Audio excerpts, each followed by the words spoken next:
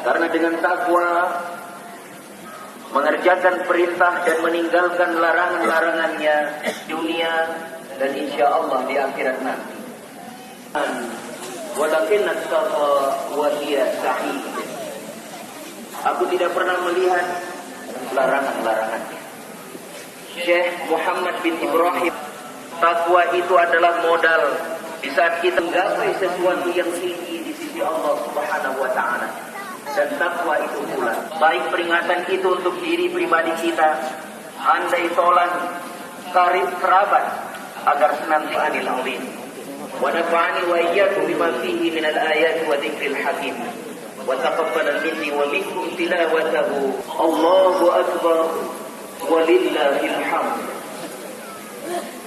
Alhamdulillahil qulna linahtadiya laula an hada.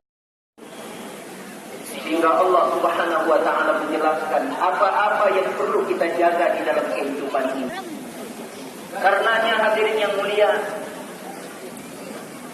dengan karunia iman yang Allah anugerahkan kepada kita, menerima satu nikmat daripada Allah Subhanahu wa taala.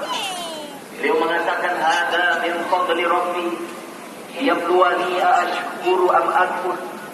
Ini semata-mata kelebihan yang Allah berikan kepadaku untuk seorang yang kufur atas nikmat.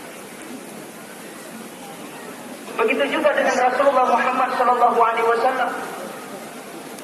Alasan misalnya hadirin apabila kita tidak mau mengikuti jejak langkah mereka. Kenapa? Karena nikmat yang Allah anugerahkan kepada kita begitu banyak sekali. Dengan nikmat Allah telah memberikan kepada kita apa-apa yang kita kehendaki. Dan jika kamu ingin menghitung nikmat Allah, tinggalkan sudah ditempati oleh orang lain. Pasangan-pasangan kalian telah menikah, harta kalian telah dibagi-bagikan kepada orang yang berhak menerima. Begitulah berita daripada kami. Dan bagaimana berita? Ali mengatakan, wahai sahabat, kalau seandainya Allah Subhanahu wa taala takwa kepada Allah. Wa tazawwadu fa inna khairaz zadi taqwa wa taquni ya ulil. Kita lalaikan hadirin.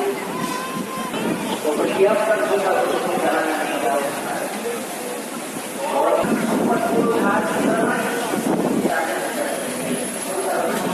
Allah Akbar. Allah Akbar.